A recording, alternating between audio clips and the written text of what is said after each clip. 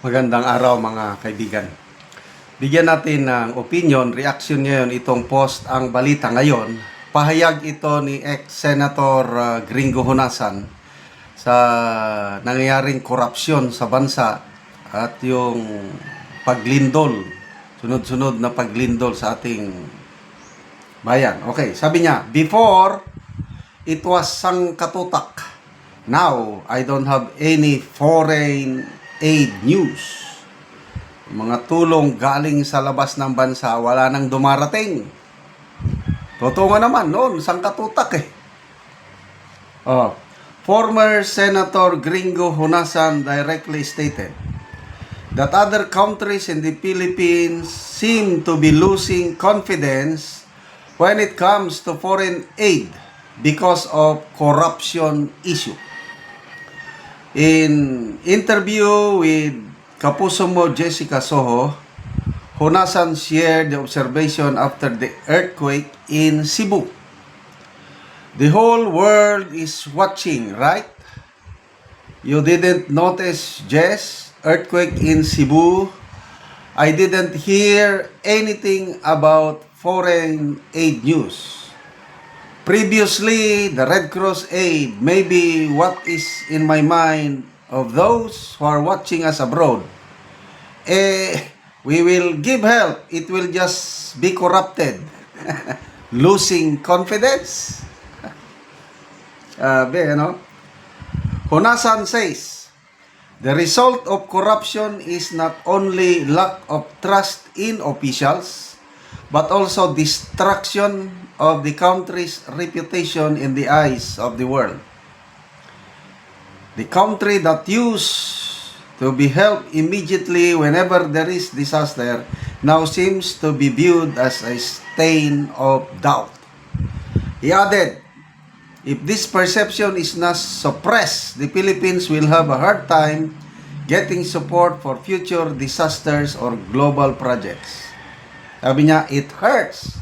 Masakit. When it is said to help, the person immediately thinks to corrupt.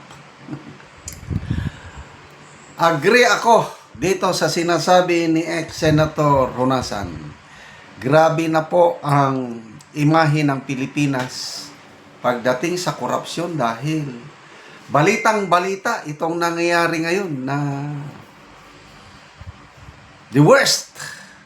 I cannot imagine na ganito ang mangyayari. Itong sinuportahan ko noon na Bongbong Marcos Jr. Akala ko bayan, babangon muli. Iba, baliktad ang nangyayari. Nagtaka ako nung una niyang executive order. Inabulis kaagad ang Presidential Anti-Corruption Commission. Noon sabi ko, maybe I trust in his wisdom. Baka hindi niya papayagan na magkaroon ng corruption, kaya hindi niya na kailangan ang Anti-Corruption Commission. Ganun lang ako nung una. Ngayon, I realize na iba talaga nasa puso eh.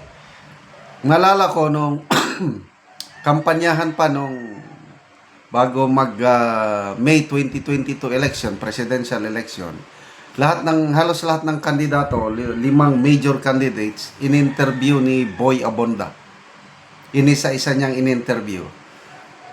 Yung common question is, how do you view corruption? How do you stop corruption? Nako, ang ganda ng sagot ni candidate BBM. Can you minimize corruption pala?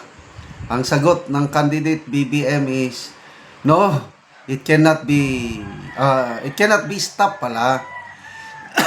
It cannot be stopped. It can only be minimized. Why? Because corruption is a condition of the heart. Wow, ang galing ng... Siya lang ang nakasagot ng ganun. Agree ako. Kung bakit may corruption is sa puso ng tao nang nagsisimula ang korupsyon, yung greediness. Pag ang tao nandyan yung greediness sa puso niya, that is idolatry. Kasulat po sa Bible, greediness is idolatry. Ginagawa na Diyos ang kwarta. Kaya may verse sa Matthew, sabi doon na you cannot serve both God and money. It's either you hate the one and love the other. Oh. So, ngayon, itong nangyayari, maraming, hindi naman lahat ha, maraming opisyal sa gobyerno ngayon, nandun yung kasakiman, greediness. Kaya tama yung sabi ni Senator Lacson. More than flood control, what we need is greed control. Tama yon. Sabi ni Jessica Soho, hindi, ang Pilipino ay hindi nalulunod sa baha, kundi nalulunod sa kasakiman. Grabe, yung kasakiman na yan, wala kang katagbawan. Kahit may billions ka na, hindi ka pa rin contented, mag-isip ka pa rin paano mo mapadami yung pera mo dahil wala kang contentment. That is greediness.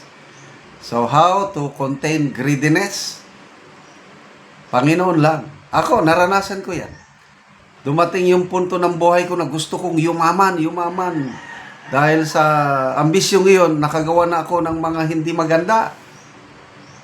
Until I realized na my life is headed to destruction. Then I repented before God.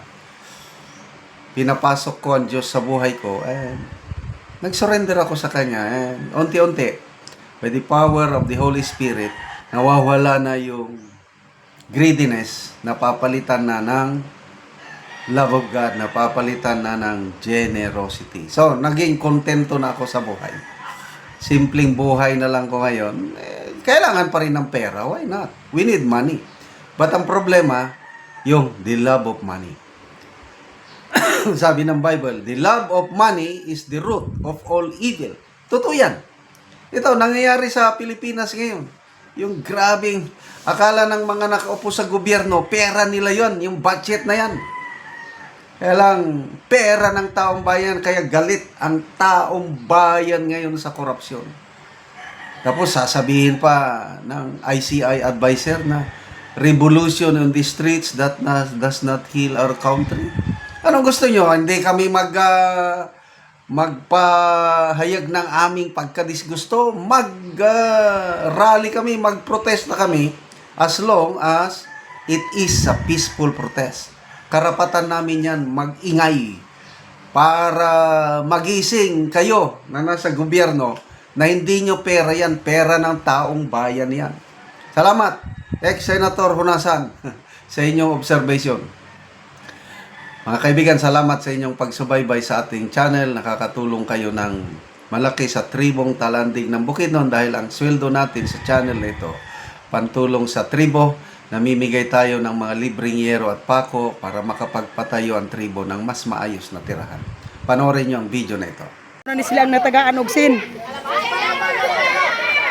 Og busy kayo sila kay dagan man pud sila nga natagaan og ero.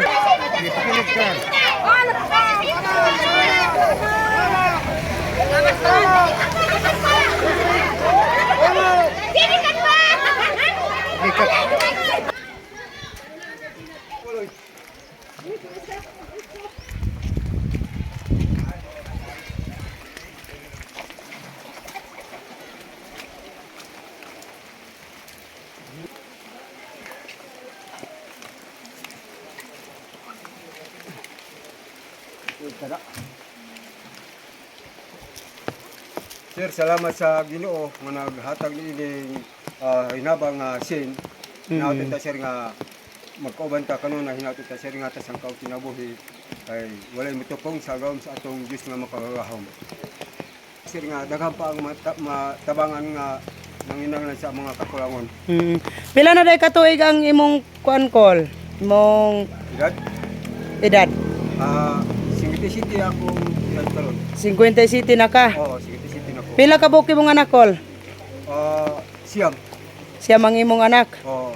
So pila karon ang imong gabuhion kol? Lima kay nakapamilya naman ang uban. So, ang akong gabuyon karon tulo, apil ang akong mga apo. Oo. So karon kol nga magbalay ka. So kuan na gyud makaatop na gyud ka. Salamat ka sir kay dili na gid mi sir ulanan kay naa na isin nga imong gihatag sa amo ha. Mm. Hinaot ta sir nga kaloy ang tanan. So salamat. Kasad ka magpaingon sir, kanunay magawan ang Ginoo sa imuha. Salamat kayo, Kol. Salamat tayo po.